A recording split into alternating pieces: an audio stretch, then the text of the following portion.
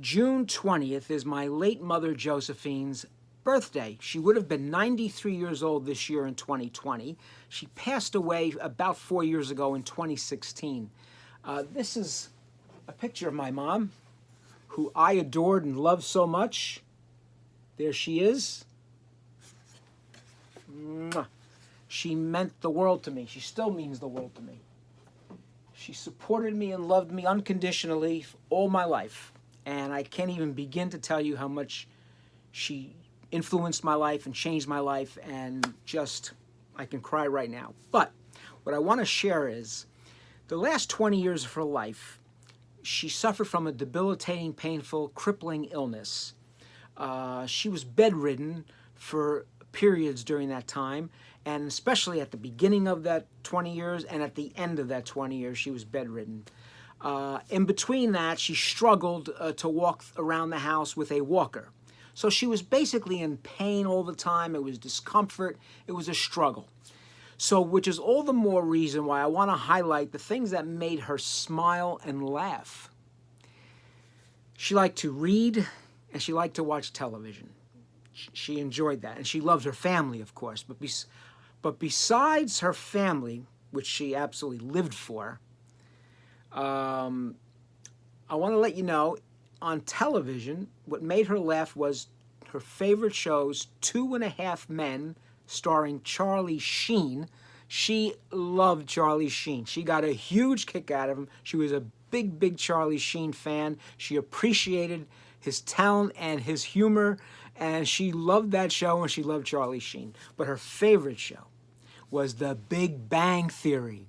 And that show made her laugh out loud over and over and over again, episode after episode after episode. The whole cast she loved. She got a big kick out of it. She loved the humor of The Big Bang Theory. Many times I would be in another part of the house. I'd hear her laugh out loud uncontrollably. I'd run to see what in the world was she laughing at, and it would be The Big Bang Theory.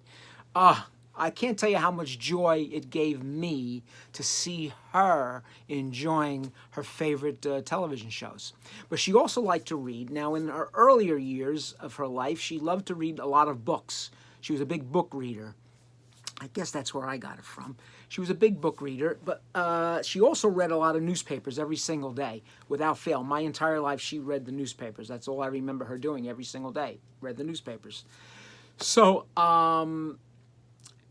she would sit at the kitchen table, read the newspapers. Now, her favorite columnist in the newspapers, who also made her laugh all the time, was a columnist named Bill Ervolino, who wrote for the Record newspaper in Bergen County. Now, she read the Record newspaper every day, along with many other newspapers.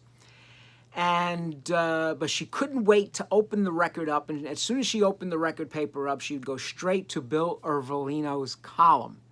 And she'd sit there at the kitchen table and laugh, because Bill Ervolino came from an Italian family, and many of his columns were about his family and observations about life with the family and his observations about life in general.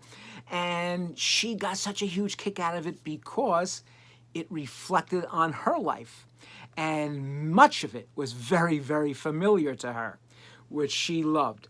Now, somewhere around 1997, Bill Ervolino published a book called Some Kind of Wise Guy, and about 20 years ago, I went out and purchased this book and gave this very book here, to my mom. And it was like I gave her $1 million. She got such a kick out of this. She would sit at the kitchen table every day, and after she read his column in the newspaper, she'd go and grab the book, and she'd read a chapter from the book. And it was just such a delight for her that it brought me such joy to see her so happy. So, in tribute to my mom's birthday, I want to read a passage from Bill Ervolino's book, Some Kind of Wise Guy. I first want to tell you about Bill Ervolino. Bill Ervolino, here's a little bio from him in the book. Bill Ervolino is a columnist and entertainment writer for the Record a daily newspaper in northern New Jersey. In 1994, Ervolino received the top prize for his humor column from the Society of the Silurians, the country's oldest journalism group. He also is a two-time finalist in the Penny, Missouri feature writing competition. Ervolino has been an entertainment writer and critic for the New York Post and a columnist for Backstage, and he has also written for Entertainment Weekly, Vogue, and Parents' Choice. In 1987, his play, The Lights on Walden Court, won the first Jane Chambers Playwriting Award. So he's very talented and a great writer. Since this time, in recent years, Bill Ervolino has officially retired as a columnist from The Record, so he's no longer writing for The Record, which I guess is appropriate since my mother passed away and she's gone, and it seems like a tidy ending to that era.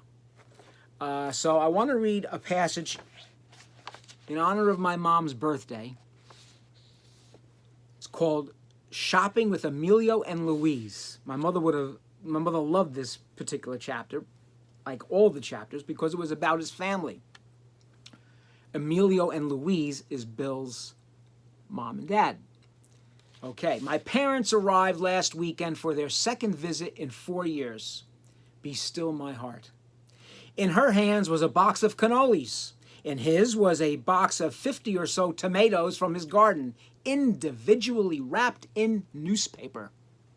What's this? I asked, skimming the headlines. That's so they won't ripen all at once, he told me.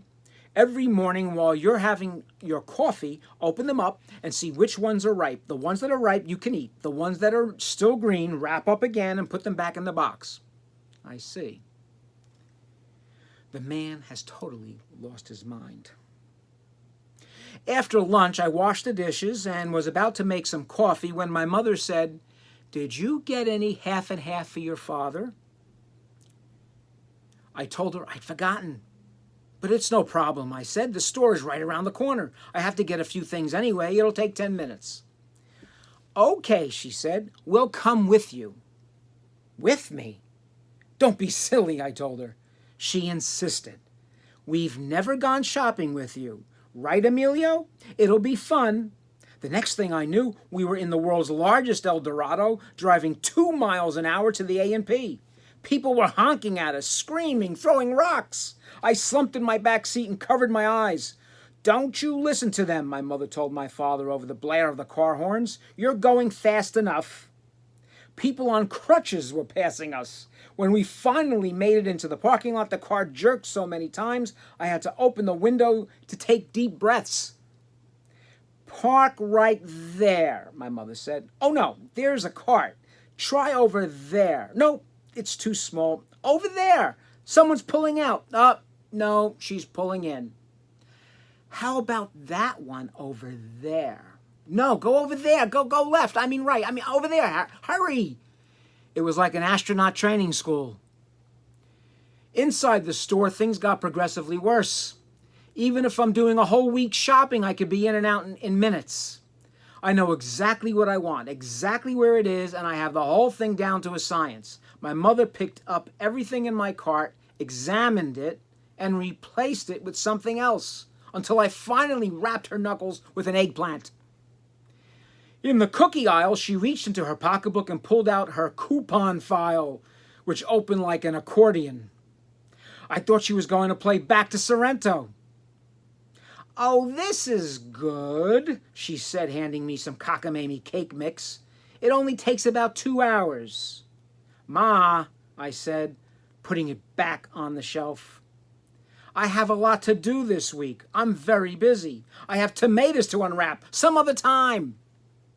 My father, meanwhile, had taken off on his own, searching for bargains. He returned 5 minutes later with a plastic bag containing 24 rolls of toilet paper. "You use toilet paper?" he asked, "don't you?" "No, Dad. I live in the trees now with the monkey people." "Well, this is a real deal," he said, stuffing it into my cart. "I don't want a deal," I replied, handing it back to him. "I just want to get the hell out of here." We finally made it to the checkout counter, wandered through the parking lot, and sputtered home. We forgot the half and half. But it never would have survived the trip. That's a typical chapter that my mother got a big, huge kick out of, because she loved the observation about his family, especially his parents, especially the columns where it talks about them cooking for Sunday dinners and at home, and great stuff. So I want to thank Bill Ervolino very, very much for bringing nothing but happiness and delight to my mom. And I want to thank all those who made my mother happy during those 20 difficult years in her last 20 years. And I just wanted to give my mother a little birthday gift by reading her that book. And I love her so much. Happy birthday, Mom. Bye.